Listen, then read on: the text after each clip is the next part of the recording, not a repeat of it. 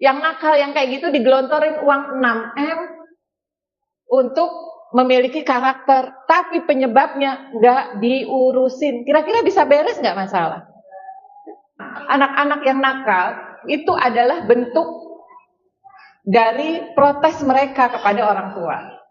Protes atas apa? Atas kurangnya kasih sayang, atas tidak terbangunnya bonding ibu dan anak. Karena prinsipnya, anak-anak yang dia bondingnya kuat dengan orang tua, anak yang merasa dicintai pasti dia berusaha untuk membalas cinta orang tua dengan melakukan apa yang diinginkan oleh orang tua. Anak-anak itu protesnya macam-macam, ada yang bentuknya kenakalan, ada yang bentuknya mogok sekolah, ada yang bentuknya, kalau kita pernah bahas beberapa minggu yang lalu, selalu bilang terserah. Kebayang nggak Bu, anak yang nggak punya bonding dengan orang tua, anak-anak bermasalah ini dimasukin barak, makin jauhlah dia dengan orang tuanya.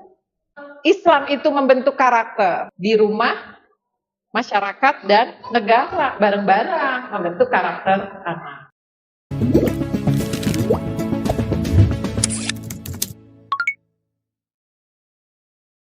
Barak militer untuk mendidik anak-anak.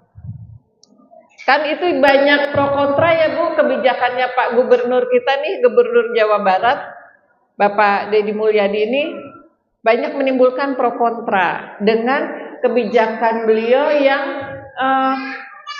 targetnya ini Bu, membentuk karakter. Ya, pembentukan karakter, disiplin, kemudian ini saya nggak kelihatan yang di sini Bu, tanggung jawab dan pengendalian diri.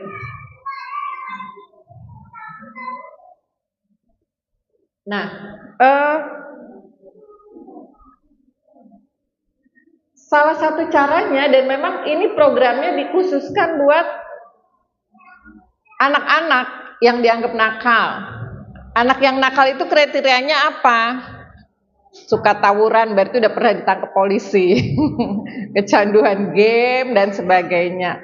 Kemudian yang lain, tawuran, kecanduan game, mabok-mabokan, narkoba, ini anak-anak yang nakal. Mereka sekitar 900 anak nakal di Kerawang dan Bandung itu dimasukkan barak militer. Ya. Katanya ini sebagai respon atas keluhan orang tua terhadap anak-anaknya yang udah nakal. Gitu. Ini katanya. Ya, anggarannya berapa Bu? Tuh Bu. Anggaran untuk 900 anak ini sebesar 6M. Anak bandel, anak yang udah kerjanya tawuran, anggarannya segitu. 6M digelontorkan. Ya. Dan sudah ini tadi sudah diterapkan di Bekasi dan Bandung. Ini maaf saya nengok ke belakang nggak bawa kacamata, jadi data-datanya nggak kelihatan. Gitu. Ini programnya. Yang saya kasih warna kuning gede, targetnya adalah pembentukan karakter. Ada tentunya pro kontra terhadap kebijakan ini ya terjadi. Yang pro ya Pak Deddy, banyak orang yang protes, maka dia ayolah kita beresin nih masalah anak-anak remaja ini, kata beliau. Ada lagi yang pro emak-emak terutama yang udah angkat tangan, yang pro. Kemudian bahkan Menkumham, Menteri Hukum dan HAM ini termasuk yang pro. Karena kata beliau itu bukan bentuk punishment yang sifatnya fisik, bukan. Ya, jadi tidak ada pelanggaran HAM kata beliau. Ini yang pro. Nah, alasan yang kontra dari banyak Komisi Perlindungan Anak, kemudian juga ada dosen hukum UNAIR, kemudian juga ada jaringan pendidikan, itu banyak yang kontra. Alasannya apa mereka kontra? Nih Bu, karena efektivitasnya dengan pendekatan militer ke anak-anak, itu yang dipertanyakan. Kemudian yang kedua, yang kontra ini adalah malah bisa beresiko mengabaikan prinsip perlindungan anak dan mengalihkan akar masalah sosialnya itu malah dialihkan. Masalahnya apa, solusinya apa. Ini yang kontra. Ada lagi dokter, ini Gamal Abdil Said. Beliau menyorotinya dari 6M buat 900 anak. Ya Bu, sedangkan di Jawa Barat sendiri ada sekitar 650.000 anak yang nggak sekolah. Kontradiktif banget ya. Gitu. Nah, beliau menyoroti dari situ. Ada lagi pengamat pendidikan Doni Kusuma. Beliau psikolog, beliau takut malah anak-anak yang sudah dimasukkan ke barak militer ini kan udah jelas anak nakal ya. Kemudian ketika nanti mereka masuk lagi, balik lagi ke sekolahnya, malah mereka akan punya masalah psikologis yang lain. Ada stigma, anak nakal. Ya enggak? Malah jadi tambah beban dia, dijauhin sama teman-temannya, dikucilkan. Gitu. Nah, kalau ini tidak didampingi secara psikologis terus-menerus, nah itu bisa nimbulin masalah baru. Kalau saya secara pribadi melihat anak-anak nakal dimasukin barak militer. Katanya untuk pembentukan apa tadi Bu? Pembentukannya karakter apa? Disiplin, tanggung jawab, apa Bu? Pengendalian diri. Kira-kira itu didapat nggak ya? Kok kalau saya malah ngeri ya? Anak nakal, nanti ada tantangan dia makin dijauhin temen, ya. Balik lagi udah malah tambah pinter nakalnya. Itu yang saya takutkan. Kenapa? Karena sebenarnya anak nakal ini penyebabnya apa sih? Ya, kenapa anak-anak ini bisa nakal? Ini kan harus mau bikin solusi itu harus tahu dong penyebabnya. Apa penyebab anak nakal? Katanya pengasuhan dari rumah. Pengasuhan orang tuanya. Artinya apa? Kita semua di komunitas Ibu Hebat sudah sangat paham, anak-anak yang nakal itu adalah bentuk dari protes mereka kepada orang tua. Protes atas apa? Atas kurangnya kasih sayang, atas tidak terbangunnya bonding ibu dan anak. Karena prinsipnya, anak-anak yang dia bondingnya kuat dengan orang tua, anak yang merasa dicintai pasti dia berusaha untuk membalas cinta orang tua dengan melakukan apa yang diinginkan oleh orang tua. Karena prinsipnya seperti itu. Maka kalau ada anak bermasalah, masalahnya mau berani melawan, melakukan hal-hal yang tidak disukai oleh orang tuanya, ini pasti sebabnya adalah tabung cintanya belum terisi penuh. Ya, tangki cintanya tidak terisi penuh. Maka dia protes. Anak-anak itu protesnya macam-macam. Ada yang bentuknya kenakalan, ada yang bentuknya mogok sekolah, ada yang bentuknya, kalau kita pernah bahas beberapa minggu yang lalu, selalu bilang terserah. Makan apa Dek? Terserah. Kita mau jalan-jalan kemana? Terserah. Itu sebenarnya bentuk protes. Ya, karena tidak adanya bonding antara orang tua dengan anak. Kebayang nggak Bu, anak yang nggak punya bonding dengan orang tua, anak-anak bermasalah ini dimasukin barak. Makin jauhlah dia dengan orang tuanya. Gitu. Kemudian kita lihat lagi, katanya masalah anak-anak itu karena masalah ekonomi. Tidak tercukupi masalah ekonomi, ya masalah ekonomi tidak tercukupi maka dia mencuri. Masalah ekonomi tidak tercukupi maka dia ikut-ikutan temannya ngebully. Ya, ngambil barang temannya. Atau karena masalah ekonomi, bapak ibunya tidak bisa mengasuh dengan baik. Ketika anak dimasukkan barak, Ekonominya nggak diberesin, kira-kira beres nggak? Nggak beres.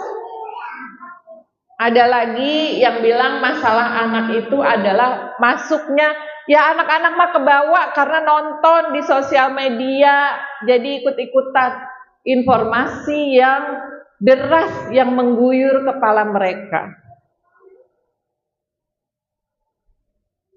Dimasukin barak, informasinya nggak diurusin, kira-kira beres nggak masalahnya?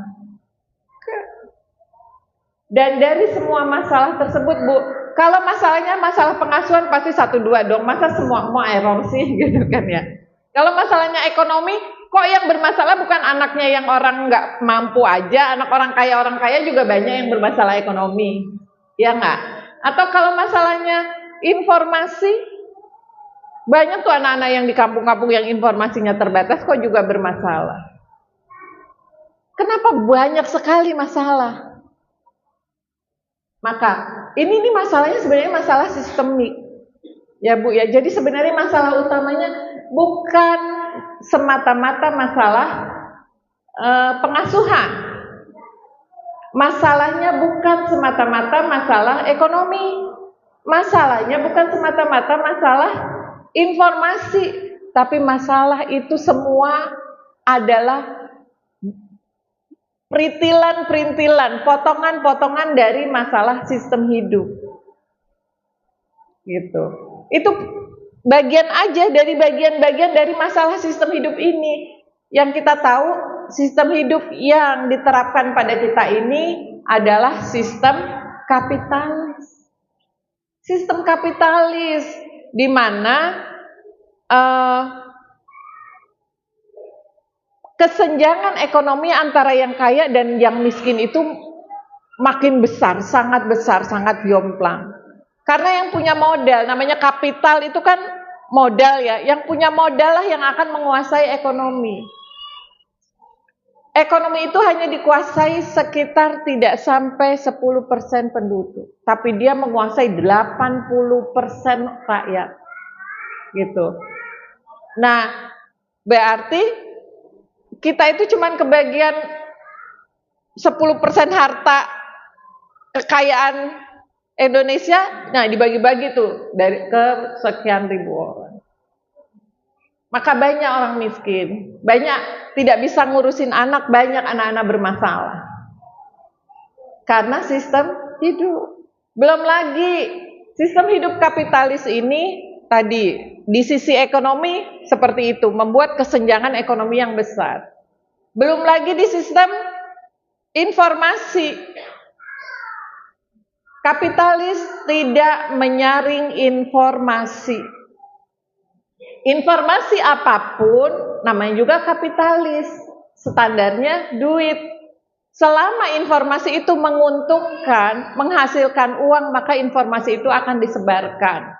Apalagi sekarang semua orang punya peluang dapat duit dari FYP. Demi FYP orang udah nggak punya malu, ya nggak Bu? Segala hal diberitakan tanpa ini bahaya apa enggak demi FYP. Itu yang paling saya benar-benar terpukul mah ada ibu-ibu, tahu sendiri ya ibu-ibu udah seumuran saya, gitu, dengan badan mohon maaf yang subur, demi FYP pakai baju Spiderman. Sekelompok ibu-ibu dan mereka naik-naik bukit. Kebayang mama setua saya dan gendut-gendut, mohon maaf, pakai baju Spiderman demi FYP. Apa gitu? Aduh, gimana anaknya kagak bandel, emaknya kayak gitu. Kudunya yang dimasukin barak emaknya. Ya Bu ya. Itu serombongan pakai, sampai ada yang komennya bilang gini, ini mah bukan Spiderman, Sapindut Man, Sapindut Woman. Itu salah satu contoh, udah tidak ada rasa malu bagaimana mau menghasilkan anak-anak yang punya karakter tadi. Kenapa bisa sampai kayak gitu? Karena sistem hidup yang kita anut ini, sistem hidup kapitalis ini, yang dikejar cuma duit, udah kagak punya malu nggak apa-apa. Informasi pun tidak dibatasi oleh negara. Ibu-ibu bisa lihatlah, saya mah pusing kalau urusan FYP-an itu. Udah kagak ada malunya, astagfirullahaladzim. Ya, segala cara yang penting FYP. Nah, apalagi nih sistem hidup kapitalis, Bu? Tadi dari sisi ekonomi, dari sisi informasi tidak dibatasi. Dan sisi pendidikan. Pendidikan yang kita anut ini sekarang adalah pendidikan yang menyiapkan orang-orang untuk jadi buruh. Makanya ibu-ibu berasa nggak kampanye SMK bagus, ya nggak? SMK itu untuk menyediakan apa, Bu? Buruh bagi perusahaan-perusahaan, bagi kapital. Jangan salah, gitu. Kita jangan mau dibohongin. Kalau generasi muda kita yang pinter-pinter semua jadi buruh, kebayang nggak? Kebijakan ini siapa yang bikin? Orang-orang bodoh. Bisa jadi orang yang nggak kuliah tapi punya ijazah. Nggak nyindir. Bisa jadi. Yang pinter-pinter SMA kerja di pabrik-pabrik. Kurikulumnya adalah kurikulum menyiapkan buruh-buruh untuk perusahaan-perusahaan pemilik kapital. Kurikulumnya kurikulum yang liberal, yang membebaskan.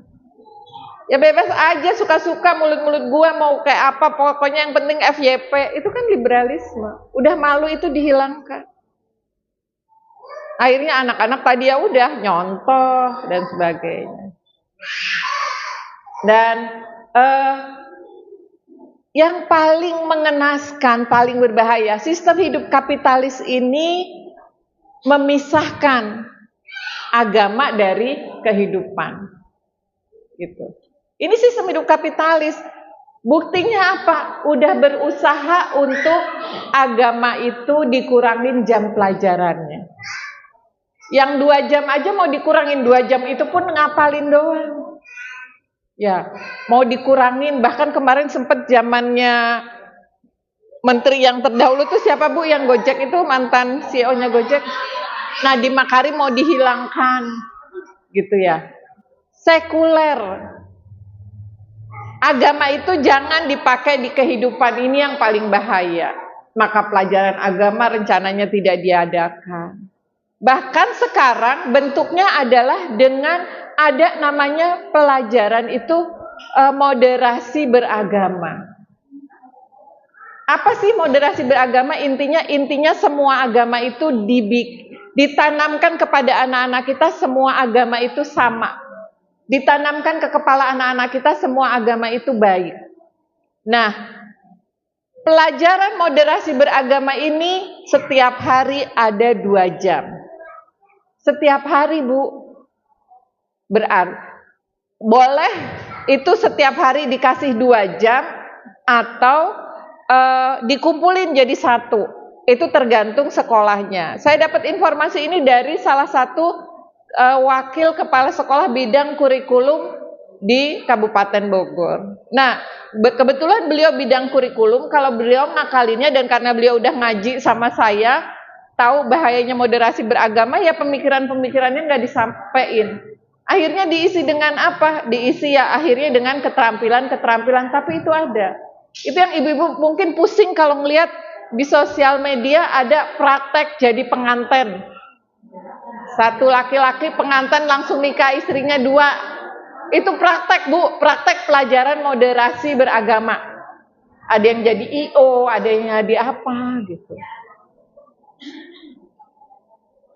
Itu contohnya. Kebayang nggak, Bu?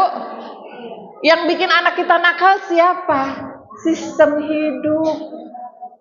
Yang bikin nakal sistem hidup, lalu anak nakal-nakal ini yang udah terampil, yang udah pinter nakal lagi, nakalnya bukan nakal yang biasa-biasa, cuman bolos sekolah, yang udah nggak sekolah, yang udah tawuran, narkoba, minum-minuman keras. Yang nakal yang kayak gitu digelontorin uang 6M untuk memiliki karakter, tapi penyebabnya nggak diurusin. Kira-kira bisa beres nggak masalah? Nah, kemarin Bu Feta ini kan bagian yang upload kegiatan-kegiatannya KIH di TikTok. Ya, ketika upload flyer yang tadi, flyer yang pertama itu flyer masuk barak solusikah, itu diomelin orang Bu Fet. Banyak yang ngomel. Anak udah pada tawuran, masih kajian aja emaknya. Terus apalagi yang satu Bu Fet. Dikomentarin katanya nyesek amat ya. Maksudnya betul juga ya, komentar begitu. Terus apalagi komentarnya? Rapat nggak penting, yang dilakukan adalah benar. Jangan. Satu lagi nih, negara maju terus kan caranya, negara miskin rapat terus. Jadi soal kita negara miskin kan. Oke. Itu Bu. Kalau ada orang yang posting ngajak mikir, dibilang rapat mulu, gerak, gitu. Kenapa ini bisa terjadi? Ya karena memang dari rakyat, itu yang tadi contoh kasus Bu Veta yang dikomentarin di TikToknya KIH. Dari level rakyat sampai level pemimpin itu terbiasa menjadikan masalah itu sebagai sumber hukum. Ya, itu kebiasaannya. Padahal masalah itu harusnya diselesaikan dengan hukum. Ya hukum yang paling utama ya hukum Allah. Bukan masalah ini dijadi sumber hukum. Anak nakal, solusinya adalah dibarakin. Itu masalah hanya disolusi itu hanya berangkat dari masalah. Enggak dilihat penyebabnya apa, dicari solusi Islamnya. Kenapa harus pakai solusi Islam? Karena kita tahu bahwa kita ini ciptaan Allah, aturan yang Allah berikan kepada kita itulah adalah yang terbaik buat kita, sesuai dengan fitrahnya kita. Gitu.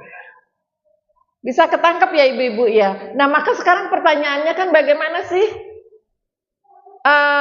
Islam itu membentuk karakter? Nah, sebelum kita bahas bagaimana Islam membentuk karakter, ada 3 pilar pembentuk karakter.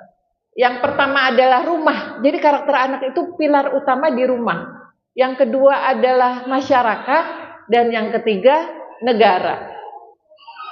Gitu. Gak bisa cuma negara doang masukin anak ke barak. Gak bisa. Solusi ini harus bareng. Ya, bagaimana caranya? Rumah ini adalah pembentukan karakter. Ya, tempat madrasah yang pertama dan pertama, disitulah pembentukan karakter. Dan pembentukan karakter itu hanya salah satu dari hasil ketika orang tua melejitkan potensi anak. Ini yang perlu kita pahami. Lalu di masyarakat caranya dengan apa? Amar ma'ruf nahi mungkar. Kenapa kita makin rusak? Karena kita hidup tadi, balik lagi sistem kapitalis yang membuat ketika ada anak pacaran, kalau kita komentarin, "Neng, jangan pacarannya, jangan kayak gitu." Kira-kira komentarnya apa, Bu?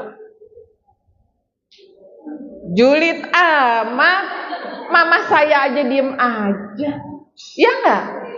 Iya, saya digituin Bu sama anak tetangga.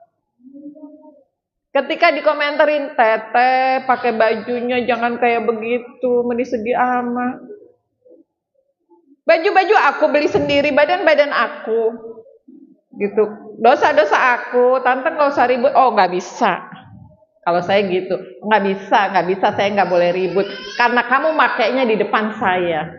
Kalau kamu makainya nggak di depan saya, boleh kamu bilang saya jangan ribut. Karena kamu makainya di depan saya punya kewajiban amar ma'ruf nahi mungkar. Kalau saya nggak amar ma'ruf nahi mungkar, kebagian dosanya kamu. Gitu. Dan itu sudah hilang. Ya nggak Bu? Ketika amar ma'ruf udah hilang.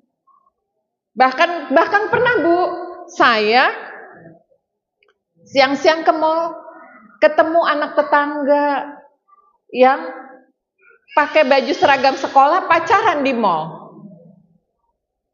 Ya saya datengin aja, "Teteh emang gak sekolah?" "Apaan sih rese amat?" Nanti pasti abis ini bilang mamah deh. Emang iya, bilangin mamah. Ya ada yang ibunya, ih makasih ya, ih emang itu mah nggak bisa dibilangin, ada. Ada lagi yang ketika saya ketemu sama anaknya siang-siang di warnet, saya tanya, Bu, anaknya itu masih SD kelas 6-an, anaknya lagi di mana, Bu? Di sekolah, lagi sekolah lah jam gini. Saya ketemu di warnet. Lah biarin paling ngerjain tugas lah, ibu mah rese. Terima kasih. Sudah hilang itu. Iya enggak, Bu? Ketika pulang ada rumah yang di situ banyak sepatu ukuran gede-gede banyak. Saya tahu ibunya bekerja, bapaknya bekerja, rumahnya sepi, tapi banyak tamu. Saya tahu anaknya nuju mejeh-mejehnya SMA.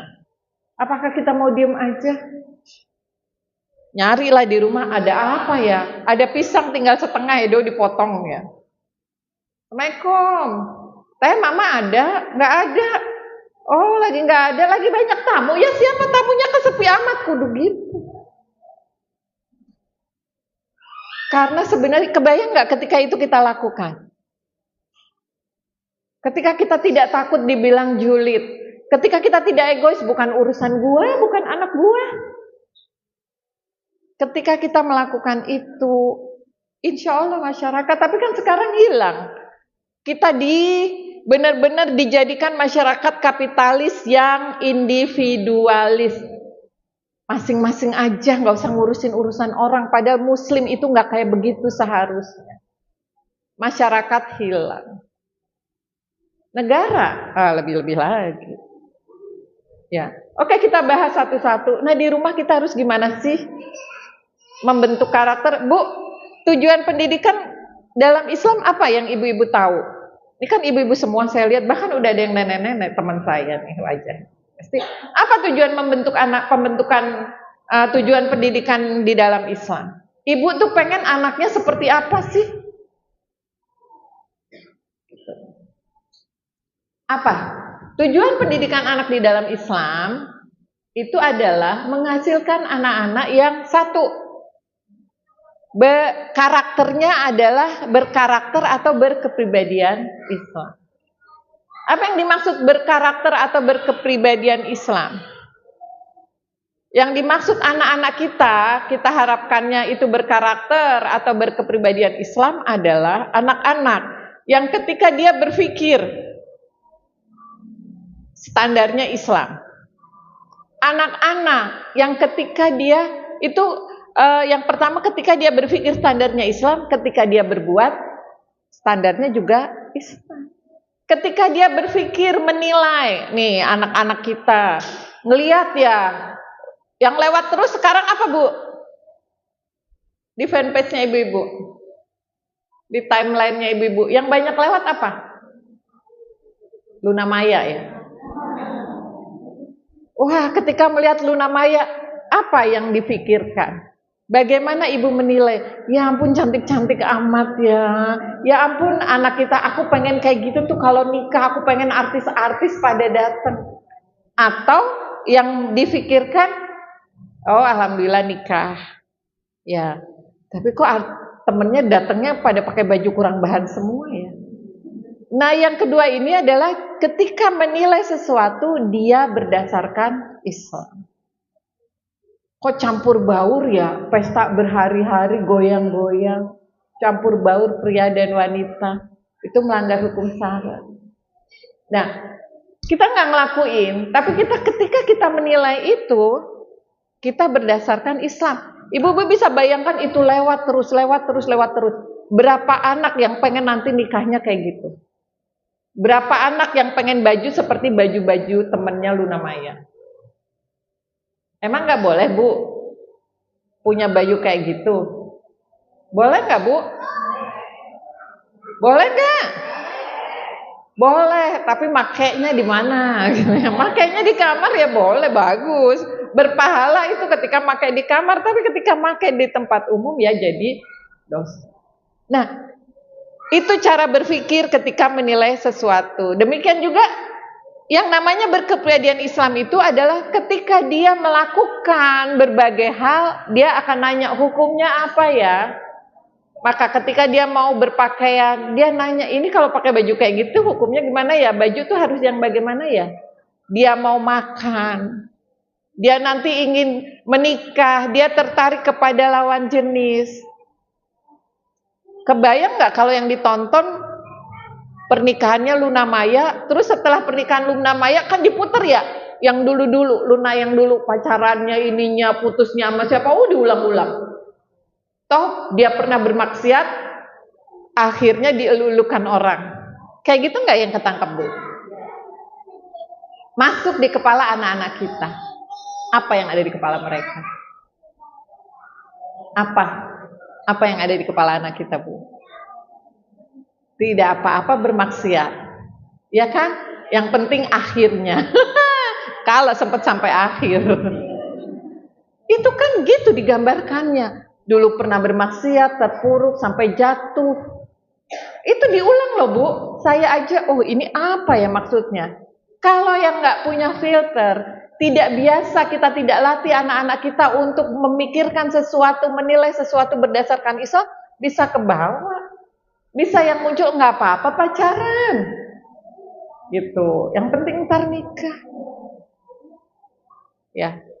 Saya jadi ingat ibu-ibu. Kak Iham nanti tanggal berapa? 29. Udah penuh ya, nggak jadi promo, maaf. Tapi nggak apa-apa, sekedar batch berikutnya sekedar informasi.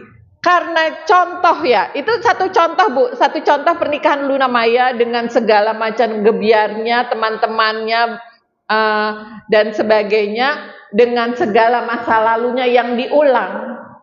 Ini akan menanamkan kepada anak-anak kita pemikiran begitulah sistem hidup yang benar. Gitu loh cara dapat jodoh. Padahal enggak kayak gitu. Maka Kak Iha ini nanti 29 ngadain kelas jemput jodoh halalmu. Karena jodoh itu sudah Allah tetapkan, kita tinggal memantaskan diri untuk menjemputnya. Silahkan yang mau mendaftarkan anaknya, atau yang mau ibu-ibu mau ikut kelas jemput jodoh halalmu ini, silahkan daftar, tapi untuk yang tanggal 29 sudah penuh. Tadinya saya mohon maaf. Saking buat saya ini kelas pertama ya, exciting banget gitu buat saya, membekali anak-anak kita itu dengan pemahaman bagaimana sih cara menjemput jodoh halal itu. Apa dengan cara yang sekarang sedang ramai dilakukan di sosial media ini. Gitu. Gak apa-apa zina, terpuruk, pacaran, terbuka, toh nikah juga dielu-elukan orang, itu standarnya masyarakat kita. Ya, kebayang Bu, tujuan pendidikan Islam yang pertama, membentuk anak-anak yang berkarakter atau berkepribadian Islam, yaitu yang bagaimana? Yang ketika dia berpikir dia standarkan Islam, ketika dia berbuat distandarkan Islam. Kalau kayak begini Bu, karakter ini yang mau kita dapatkan, disiplin dapat nggak Bu? Dapat. Orang anak Islam itu disuruh sholatnya sehari 5 kali tepat waktu. Memenuhi janji, bertanggung jawab dapat, karena dia tahu yang namanya memenuhi janji itu adalah kewajiban. Bertanggung jawab itu kewajiban. Kalau karakter Islam yang terbentuk, semua akan dapat. Gitu. Ya, itu yang pertama. Kemudian yang kedua, anak-anak yang menguasai sakofah Islam, ilmu Islam. Anak-anak kita itu ya harusnya bisa baca Al-Quran dengan baik, memahami artinya, hafal, memahami hadis, minimal itu, tahu sirah Nabi. Maka saya sarankan ibu-ibu, nenek-nenek yang punya cucu masih kecil-kecil, ya, yang punya anak masih kecil-kecil, jangan berikan informasi-informasi lain, masukkan informasi tentang Nabi Muhammad SAW. Bahaya memasukkan informasi Thomas yang bisa ngomong. Ya, karakter-karakter yang AI. Penelitian menunjukkan itu membuat pembusukan otak. Anak-anak yang melihat karakter-karakter yang dibuat AI itu bikin bodoh Bu. Kan itu nggak ada. Ya, mobil yang bisa ngomong, kereta yang bisa ngomong gitu, kayak SpongeBob. Terus yang sekarang karakter-karakter baru saya belum hafal nih. Itu bahaya ternyata Bu. Siapa apa Bu Balatna? Nah, tungtung sahur kan nggak ada itu. Iya benar, tungtung. Saya nggak hafal. Ibu-ibu pasti tahu deh yang punya anak kecil. Ternyata itu berbahaya buat otak. Maka kasih dulu Sakofa Islam. Mendingan buku-buku ceritanya tentang, dan memang kita tahu ya nonton TV, gadget itu apapun alasannya tidak bagus buat perkembangan otak anak, nggak optimal. Tuh. Kemudian yang ketiga, menguasai sains dan teknologi. Ini tujuan pendidikan anak di dalam Islam. Jadi kalau ibu-ibu yang dibayangin anaknya ya harusnya punya ini. Anak-anak yang ketika dia menilai berbagai hal, dia lariin lagi. Menurut Islam gimana ya? Iya amit-amit pakai baju kayak gitu. Ini hanya bisa dilakukan ketika ibu di rumah mengambil peran. Kalau di sekolah secara garis besar ilmu doang. Mau dimasukin ke sekolah Islam sebagus apapun, ibulah yang akan mempraktekkan itu bersama anak-anak di rumah. Pada saat melihat tayangan dan sebagainya. Nah, maka itu akan tercapai ketika ibu melejitkan potensi anak. Ya. Akan bisa tercapai ketika ibu melejitkan potensi anak. Apa potensi anak kita, Bu? Jadi potensi itu ada yang sifatnya umum, ada yang khusus. Artinya yang umum itu semua manusia, semua anak Allah kasih. Ada yang khusus, ada anak dengan karakter-karakter tertentu. Saya bahas dulu dari potensi yang sifatnya umum. Ya, kebutuhan fisik itu potensi, Bu. Butuh makan, butuh minum untuk kita bertumbuh, butuh pakaian, ini potensi. Kemudian ada yang namanya naluri, potensi manusia yang kedua itu naluri. Kalau kita mau mencapai anak-anak berkarakter tadi, naluri ini juga harus dipenuhi.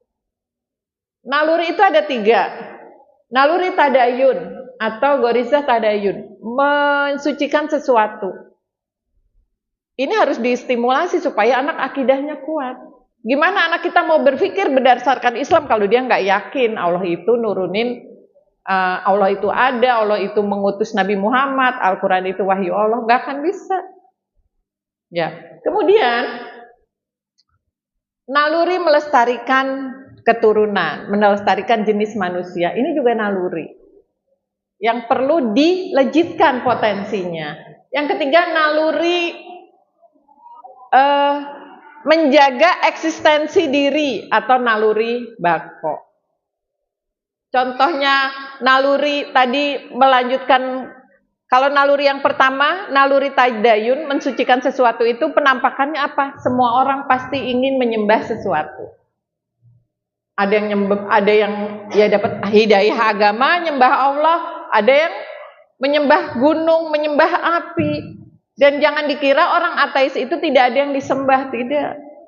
Orang ateis itu pasti menyembah sesuatu. Contohnya di Uni Soviet, sebelum runtuh itu Uni Soviet, apa yang mereka sembah? Patungnya Lenin mereka buat besar-besar. Kemudian ada naluri meneruskan keturunan. Penampakannya apa naluri meneruskan keturunan ini? Tertarik lawan jenis. Ya, mencintai orang tua, mencintai anak, mencintai paman, bibi, dan sebagainya. Lalu naluri menjaga eksistensi diri. Itu contohnya, kita tuh selalu berusaha untuk kita ini selamat kalau secara fisik. Gambarannya kayak gini, Bu. Misalnya, Bu, ada bom di sebelah sana. Duer dari arah sana. Apa yang Ibu lakukan? Larinya kemana? Berlawanan, ke sana ya. Ada nggak yang lari ke sana kepo? Aya naon. Itu pasti kalau udah tenang. Kenapa nggak pakai mikir lari? Karena itu yang mendorong adalah kita untuk menjaga eksistensi diri kita. Suka lihat nggak di sosial media, ada orang lagi duduk, terus dari sebelah sana rombongan orang lari. Ya, nggak pakai nanya dia lari kan? Kita suka kata. Itu apa? Itu menstimulasi naluri menjaga eksistensi diri. Nah, ini bentuknya bisa fisik, bisa juga mental. Mental itu apa?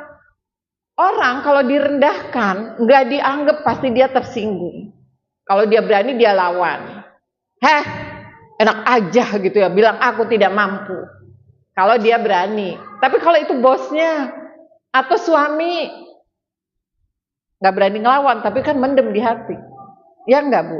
Paling nggak gini. Ya nggak?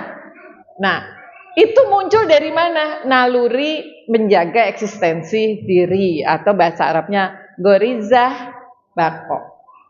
Ini harus distimulasi, bahkan harus dilejitkan potensinya. Nah, naluri tadi ada juga yang khusus ya, Bu ya. Oh, akal. Semua itu Allah beri potensi fisik, kemudian naluri dan akal. Akal ini yang membedakan kita dengan hewan. Ini yang harus dilejitkan oleh orang tua. Dan semua dikasih.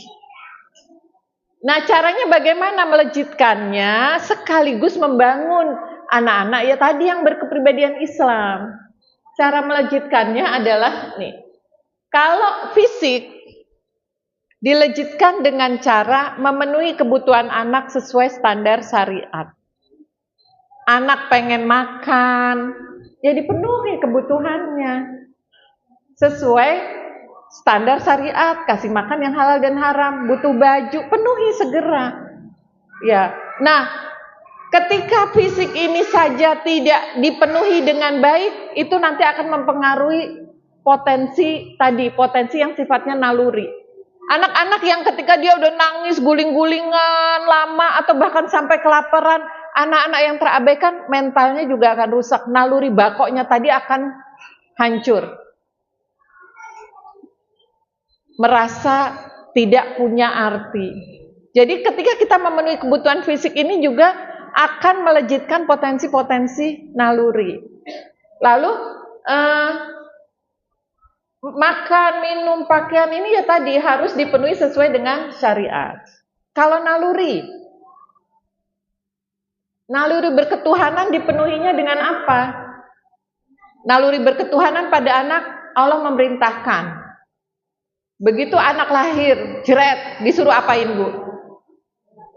Diazankan di telinga kanan dan iqomah di telinga kiri. Itu menstimulasi potensi naluri berketuhanan. Dan jangan salah, jangan hanya berhenti pada saat lahir, jeret, udah diazanin, udah diikomatin, yes, beres. Enggak.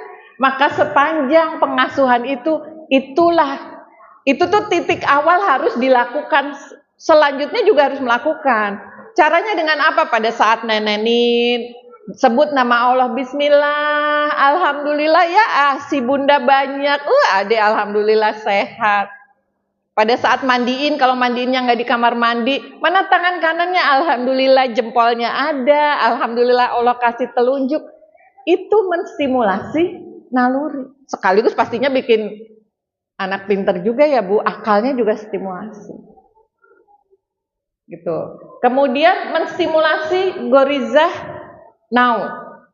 Nah, saya langsung aja, gorizah nau tertarik kepada lawan jenis. Kemudian juga gorizah tadayun.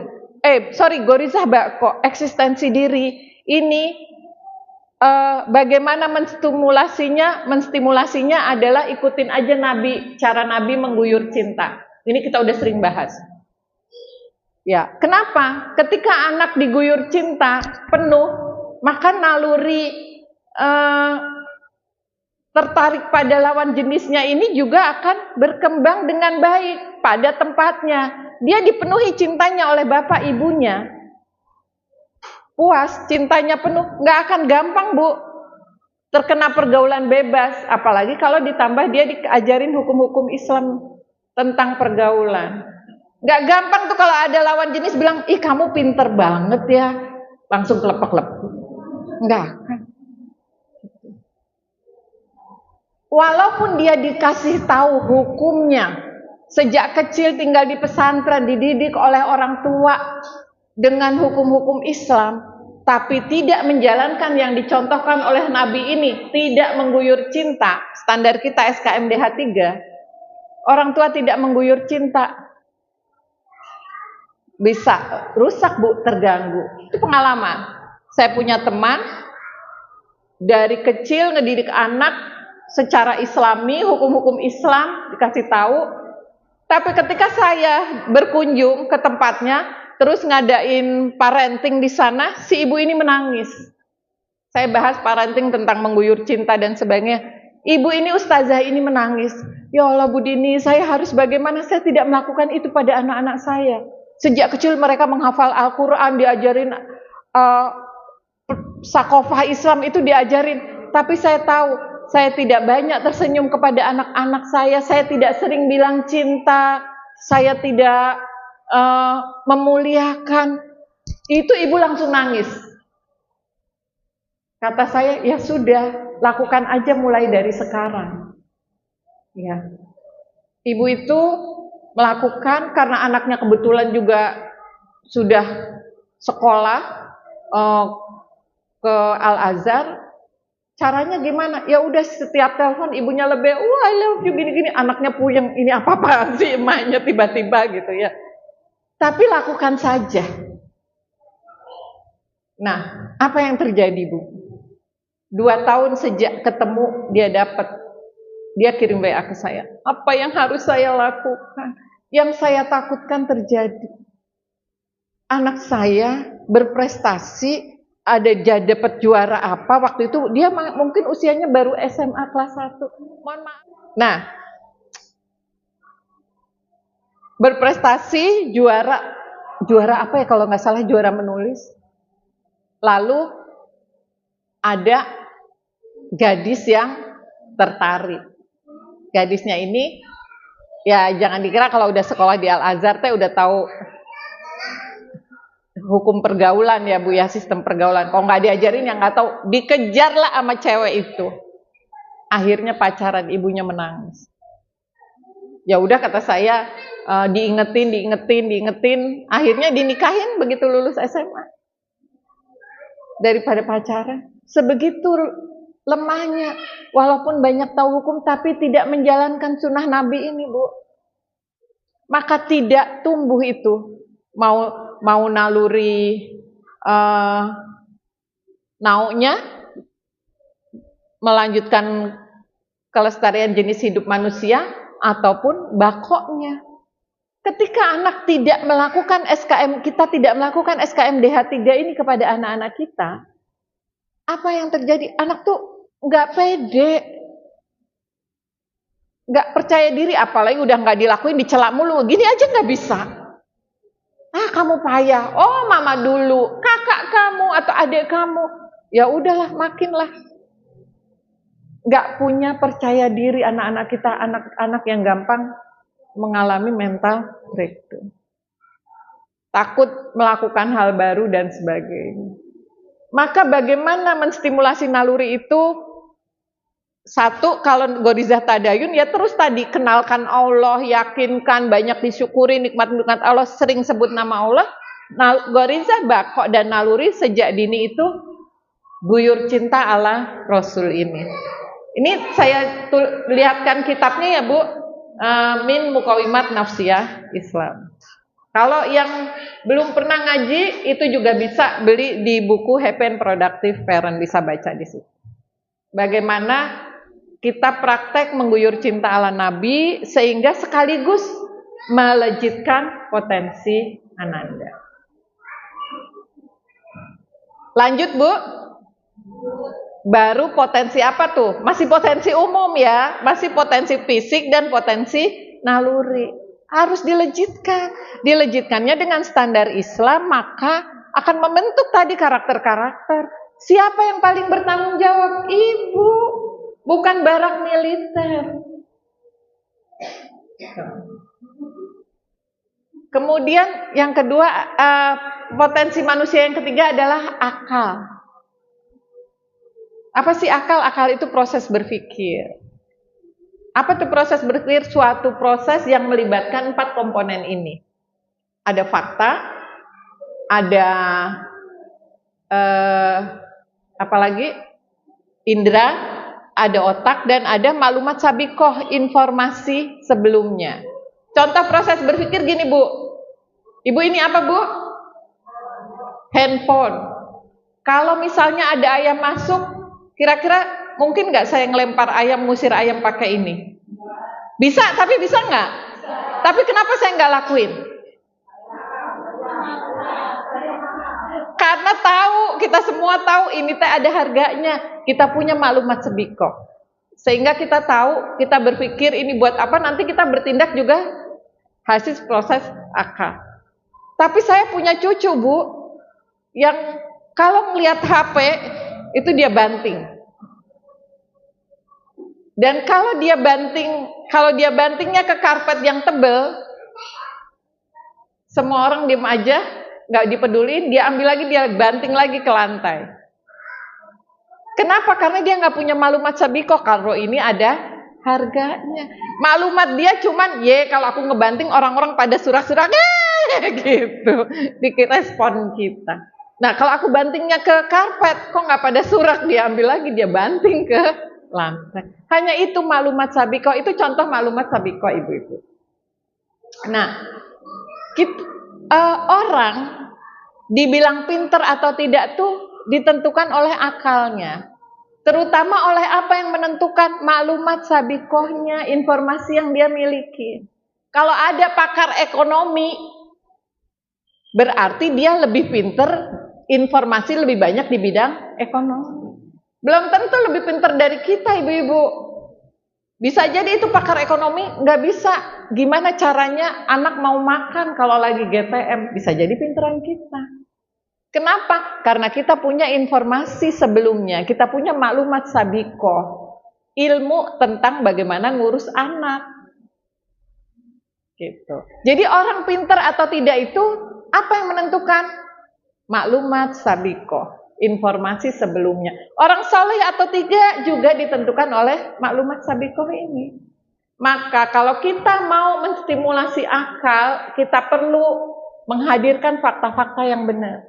Kita perlu memastikan indera anak-anak kita itu juga bagus. Kita perlu memberi otak ini juga distimulasi dan memberikan maklumat sabikoh itu. Bentuknya apa sih maklumat sabikoh yang bagus? Yaitu toladan orang tua dan sakofah Islam. Ini maklumat sabikoh yang perlu diberikan kepada anak-anak. Otak juga perlu distimulasi, karena otak ini pusat informasi. Dan semua bayi yang baru lahir situ sudah Allah ciptakan dengan 100 miliar sel otak. Tapi kenapa ada yang pintar, ada yang tulalit?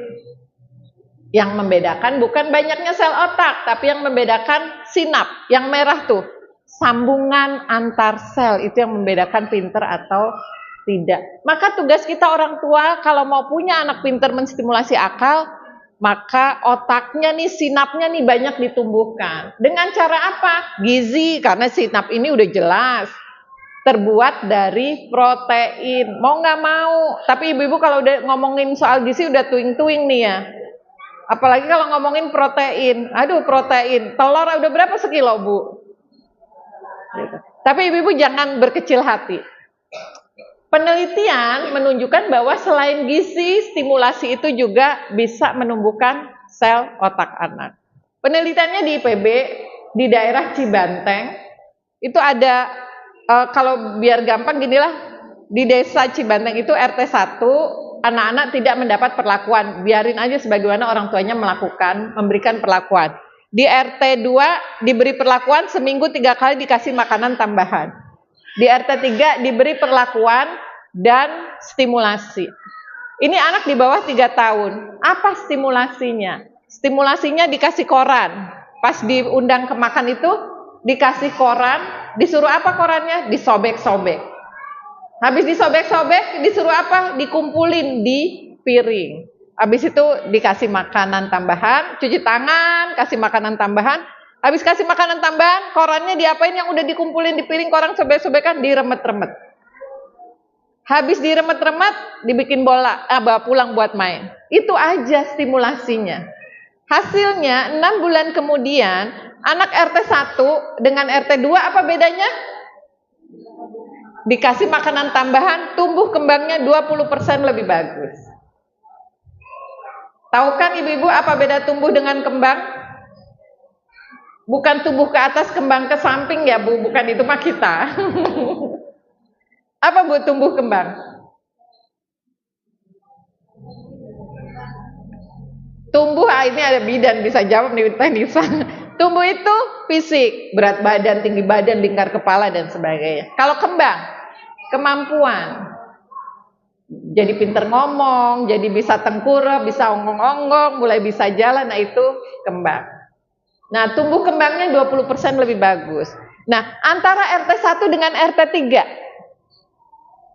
tumbuh kembangnya lebih bagus 60%. Artinya apa? Artinya ternyata stimulasi itu 40%. Dan stimulasinya sederhana. Gitu.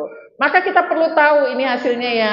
Kita perlu menstimulasi otak anak dengan apa? Dengan cinta lagi Bu, stimulasi. SKMDH 3. Apa S-nya? Senyum. Pastiin muka kita di depan anak-anak tersenyum. K-nya katakan cinta. M-nya muliakan. D doakan. H hadiah, dan 3 kata ajaib. Itu semua ada dalilnya. Saya nggak bahas panjang-panjang karena kalau di KIH itu udah jadi template-nya ibu-ibu.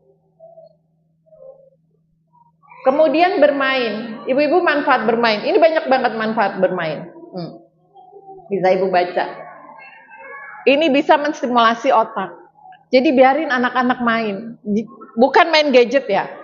Biarin main, keluar lari-larian. Gitu. Biarin main, anak saya Bu, kalau main dikerjain aja sama temennya. Dia punya sepeda baru, dinaikin sama temennya, anak saya dorong-dorong. Nah, ibu-ibunya yang baper. Biarin aja, sesungguhnya disitulah dia belajar tentang hidup. Ya, ini manfaatnya Bu. Anak bermain itu jadi tahu aturan, jadi bisa bersosialisasi dan sebagainya. Lalu Al-Quran. Stimulasi terbaik buat otak juga Al-Quran. Anak-anak yang sering mendengar Al-Quran, apalagi bisa sampai hafal, ini yang akan mereka miliki. Ini melejitkan potensi anak. Dan ini tugas orang tua. Ya, ini manfaatnya Bu. Anak-anak yang penelitian menunjukkan bahkan hanya mendengarkan aja itu membuat emosi orang-orang yang stres itu teredam. Dan kita tahu tubuh kita 80% lebih terdiri dari air. Dan air itu kalau mendengarkan yang baik-baik, bacaan Al-Quran, molekulnya berubah menjadi baik. Gitu. Maka kalau baca Al-Quran jangan nunggu anaknya tidur. Ya udah tidur boleh, sambil melek.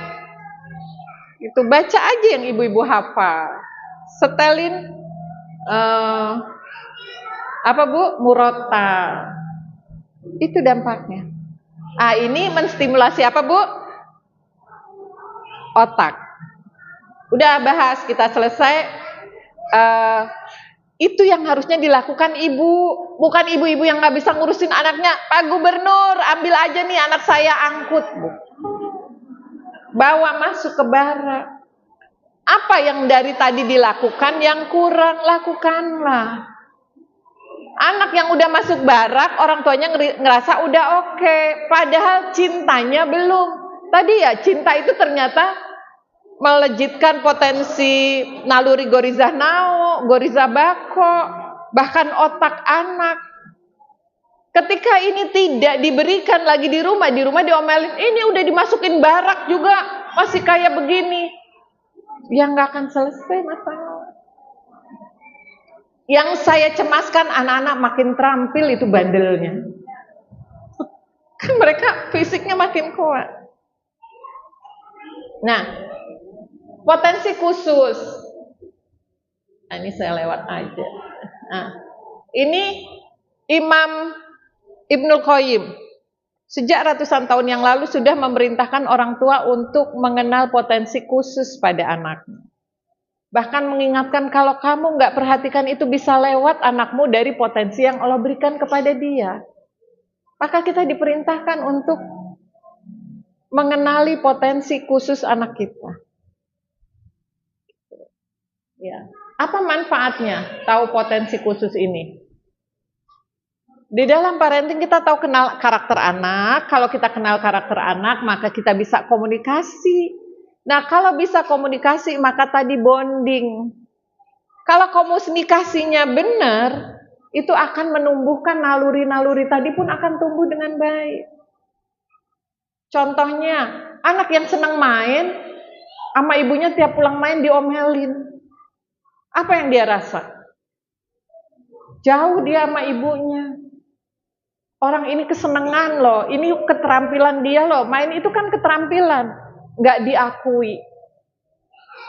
Anak yang senang ngomong, kalau anaknya ngomong diem berisik banget, padahal itu potensi dia nggak diakui, ya nggak berkembang lah. Gitu. Maka mengenal potensi khusus ini, manfaatnya kita kenal karakter anak, kita bisa berkomunikasi dengan baik dan terbangunlah emosional bonding. Ini silahkan baca sendiri aja ya Bu. Ini pendapat-pendapat yang saya ambil dari para dokter tentang kalau kenal karakter itu akan membawa komunikasi jadi aman, nyaman, dan efektif. Kemudian juga bisa membangun bonding. Ini juga pendapat pakar. Termasuk ketika kenal potensi khusus anak, kita bisa bantu anak ketika mereka belajar. Anak-anak itu kalau mau belajar harus ada persiapan-persiapannya. Ya. Misalnya, anak sensing, belajarnya persiapannya internal dalam dirinya apa? Keringetan. Harus keringetan dulu. Baru dia bisa dong, bisa gampang, celing. Persiapan eksternalnya, barang-barangnya harus lengkap, alat belajarnya lengkap, tempat belajarnya juga tersedia, bagus, rapi. Maka di situ dia tahu cara belajarnya, baca aja, ditandain, diulang-ulang. Nah ini biasanya anak yang seneng main, cara belajarnya seperti ini. Biarin main dulu, keringetan dulu. Pulang ya nanti nak, kalau nggak pulang pas azan asar, berarti besok nggak boleh main, tinggal digituin. Jangan anak yang seneng main nggak boleh main. Anak yang seneng ngomong nggak boleh ngomong. Anak yang seneng jajan nggak boleh jajan. Ya nggak nyambung ibunya sama anak, berantem mulu. Padahal anak yang seneng jajan tinggal digini, kamu pinter ya, seneng jajan, duitnya banyak ntar kalau gede.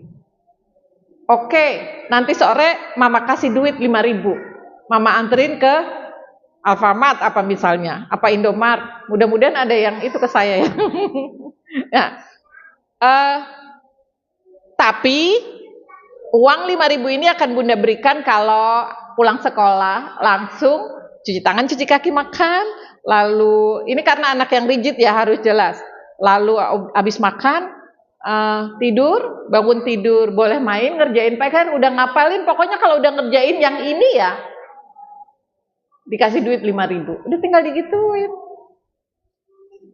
Anak yang seneng jajan nyambung sama ibunya. Ini manfaat kita tahu dalam belajar. Demikian juga dalam profesi. Kita jadi tahu yang cocok profesi apa buat anak kita. Dan kita nggak akan ngejar-ngejar dia. Orang anak yang senang jadi pengusaha, ibunya ngerasa udah kamu, bapaknya dosen, ada peluang lagi, udah kamu jadi dosen aja. Nggak akan kayak gitu. Karena tahu anaknya punya kemampuan jadi pengusaha. Ya. Putri saya yang nomor 1 itu dulu waktu lulus SMA, pilihannya mau kemana Mbak? Mau ke kedokteran atau mau ke ilmu komputer? Kata saya, jangan deh Mbak ke kedokteran, kamu ketemu orang sehat aja males, apalagi ketemu orang sakit. Karena dia males gaul. Bahkan sering gini nanya ke saya, Umi kok kalau ketemu orang langsung bisa ngobrolin segala macam diobrolin, kok kayak nggak pakai mikir dah. Emang kalau ngomong pakai mikir Mbak, dia ngomong pakai mikir. Iya, anak yang kayak begitu jadi dokter, saya yakin dia tidak bahagia, pasiennya pun tidak bahagia. Karena saya sering waktu anak saya kecil ke dokter itu saya tidak bahagia pulang. Dokter sakit apa? Ya nggak Bu. Akhirnya ya udah dia pilih ilmu komputer, nggak harus banyak berinteraksi dengan orang, dia melejit. Gitu. Bahkan dengan kekuatan dia bisa bersaing dapat pekerjaan di Belanda. Jadi dia di Belanda itu 3 orang magang di sebuah perusahaan waktu S2. Itu temennya orang Belanda itu kan apa sih fair ya, fair, dia nggak mau dong kalah sama cewek Indonesia, kecil lagi anak saya tuh. Dia ngajarin anak saya, Askia, di sini ada peluang loh, satu pekerjaan. Hayo kita bersaing yang sehat.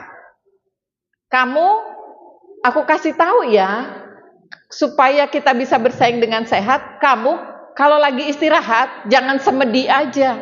Jadi anak saya ada tempat di pojokan dibolehin buat sholat. Dibilangnya semedi itu bahasa ininya apa ya, bahasa biasanya orang menyebutnya tuh meditasi. Kamu jangan meditasi aja kalau istirahat. Kalau istirahat kumpul sama kita di pantry, ngopi, makan, ngobrol. Kalau kamu meditasi aja, nanti kita nggak bisa bersaing sempurna loh. Anak saya cerita, saya bilang, enggak Mbak. Kamu kalau bersaingnya lewat gaul, nilai kamu jeblok. Bersainglah lewat kekuatan kamu. Kekuatan kamu apa? Kekuatan kamu ya jago kamu logik matematik kamu. Keahlian kamu udah bersaing di situ. Gak usah bela-belain ngerumpi di pantry. Yang ada jeblok nilainya. Pasti dia jutek sama teman-temannya kan, males ngobrol. Dan dia yang dapat pekerjaan itu. Kita bisa bantu ke sana ketika kita tahu potensi dia. Maka yang paling penting ada di kepala orang tua, apapun karakter anak kita, itulah ciptaan terbaik dari Allah. Mindset ini penting. Gitu. Jangan nyari-nyari yang nggak ada. Yang ada pada anak kita, temukan, lejitkan. Ya. Ini udah. Nah, potensi khusus inilah yang akan membuat mudah anak itu meraih mimpi. Ya, lebih mudah karena emang itu potensi dia. Tadi Imam Ibnul Qayyim ratusan tahun lalu udah ngajarin kita. Dan kalau ada masalah gampang bantuin solusinya. Ketika dia jauh di Belanda, anak saya itu lagi mental breakdown, lagi males, lagi nggak semangat kuliah. Udah bisa ditebak kira-kira penyebabnya apa. Saya tebakan pertama, kamu nggak ada yang mau dikalahin ya, karena dia itu tipenya adalah kalau belajar harus ada yang mau dikalahin. Jadi dari kecil diajarin, waktu mau ayat gini, mau ngalahin siapa? Oke, aku mau ngalahin dosen aku. Mau ngalahin siapa? Aku mau ngalahin teman aku. Ada yang mau dikalahin, itu yang membuat dia bertumbuh. Tapi nggak semua anak kayak begitu.